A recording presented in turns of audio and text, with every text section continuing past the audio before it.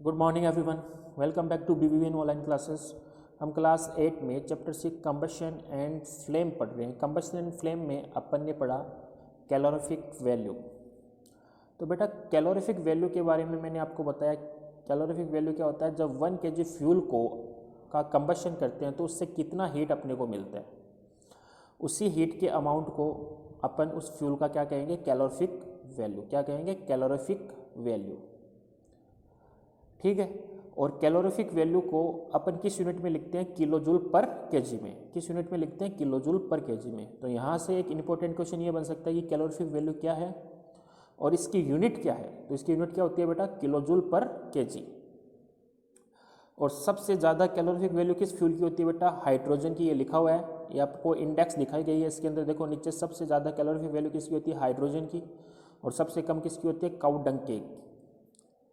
फिर आज अपने को पढ़ना है burning of fuels leads to harmful products. जब अपन फ्यूल को जलाते हैं तो इसके पीछे कुछ हार्मफुल अवशेष प्रोडक्ट्स बचते हैं जो अपने लिए और एनवायरनमेंट के लिए हार्मफुल होते हैं, है ना। उसको गंदा करते हैं, उससे कई सी बीमारियां पैदा होती है। तो इसके कुछ पॉइंट्स दे रखे हैं, जैसे कार्बन फ्यूल्स लाइक वुड, कोयल, petroleum release unburned carbon particles. जैसे कार्बन फ्यूल होते हैं, जैसे लकड़ी, कोयला, पेट्रोलियम, इनसे कार्बन पार्टिकल रिलीज होते हैं। ये कार्बन पार्टिकल अपने एनवायरनमेंट को गंदा करते हैं और अगर अपन सांस लें तो इसके साथ अपने लंग्स में जाते हैं, जिससे कई सी बीमारियां पैदा होती है, जैसे कि अस्थमा। ये बीमारियां इनसे हो सकती है। These fine particles are dangerous pollutants causing respiratory disease such as asthma. ठीक है। तो ये अपने लिए हार्मफुल है क्योंकि ये कार्बन पार्टिकल है ना। अपने अंदर जाएंगे तो इससे कई सी बीमारी पैदा होगी, जैसे कि अस्थमा हुआ, है ना। सेकंड दे रखा है incomplete combustion of this fuel gives carbon monoxide.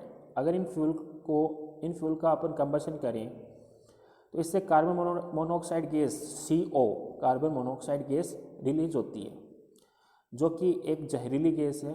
अगर अपन किसी रूम में, बंद रूम में किसी कोल या वुड का कंबशन करें तो कार्बन मोनोऑक्साइड रिलीज होगी, और अगर अपन उसके अंदर सो रहे हैं तो ये अपने को मार भी सकती है। इतनी जहरीली गैस है कि अपने को मार भी सकती है। तो ये चीज़ लिखी हुई है, incomplete combustion of these fuels gives carbon monoxide gas. It is a very poisonous gas. It is dangerous to burn coal in a closed room. The carbon monoxide gas produced can kill person sleeping in that room. ठीक है।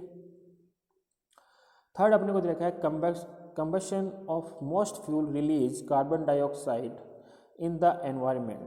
जब अपन combustion करते हैं fuel का तो इससे जो gas निकलती है कार्बन डाइऑक्साइड CO2, वो अपने एटमॉस्फेयर की कार्बन डाइऑक्साइड को इंक्रीज करती है, जिससे ग्लोबल वार्मिंग होती है ना।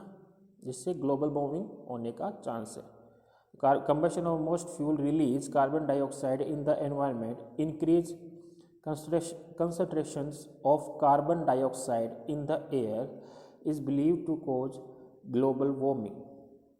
तो ये कार्बन डाइऑक्साइड का कंसंट्रेशन को इंक्रीज करती है, मतलब उसकी वैल्यू को बढ़ाती है, तो जिससे ग्लोबल वार्मिंग के चांस ज़्यादा रहते हैं। ठीक है। नेक्स्ट है burning of coal and diesel release sulphur dioxide gas.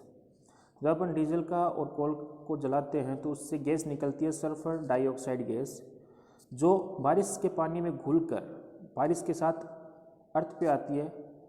तो उस बारिश को अपन कहते हैं एसिड रेन, जो अपनी क्रॉप्स को, बिल्डिंग्स को, सॉइल के लिए क्या है? हार्मफुल। तो ये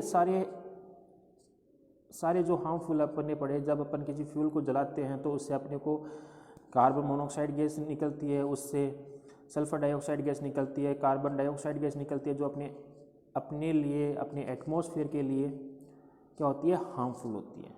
और इसी के साथ अपना ये चैप्टर कंप्लीट हुआ।